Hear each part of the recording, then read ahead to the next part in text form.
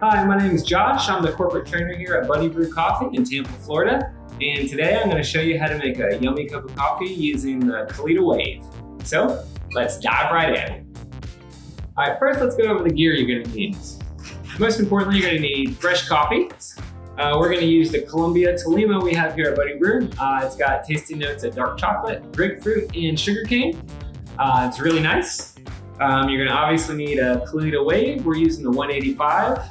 You'll need some filters. You'll need a carafe to hold your coffee in. Make sure it's large enough for the amount you're brewing. I've definitely overflowed one or two before.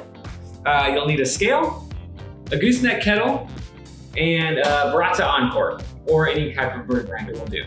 So yeah, that's all the equipment that we're gonna need. So let's go ahead and get to brewing. Now is the time that you're gonna wanna heat up your water.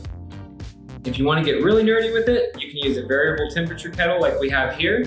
It's the Bonavita. We're gonna set our water to 205. We use a ratio of 15 to 1, which means for every 1 gram of coffee, we brew with 15 grams of water. So for this cup, we're gonna brew with 32 grams of coffee, meaning we're gonna brew with a total of 475 grams of water. And we want that all in our cup by about 3 minutes. I'm using the Barista Encore to grind our coffee, but any bird grinder will really do. If you're using the Encore, for this coffee, the best setting I found is 19.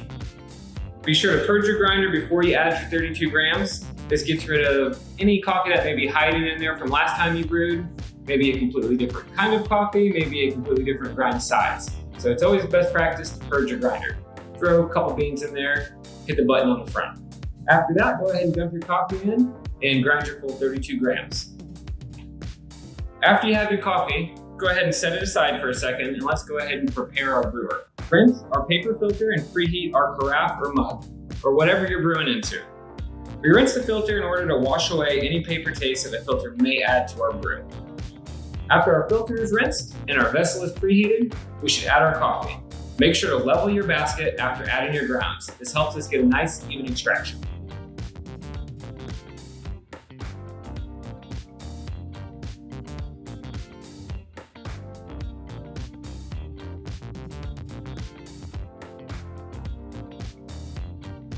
Now that our coffee's been added and leveled out, we will bloom our coffee. During the bloom phase, we want to make sure that all of the coffee has been saturated with water. We use double our coffee weight. So since we're brewing with 32 grams of coffee, we're gonna add 64 grams of water.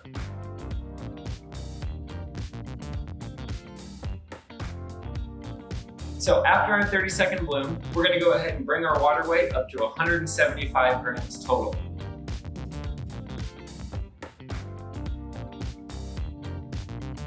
From here, we're just gonna pour 100 grams every time the water level begins to lower. We don't ever want our coffee grounds to be fully exposed to the air. We always want some water in our basket.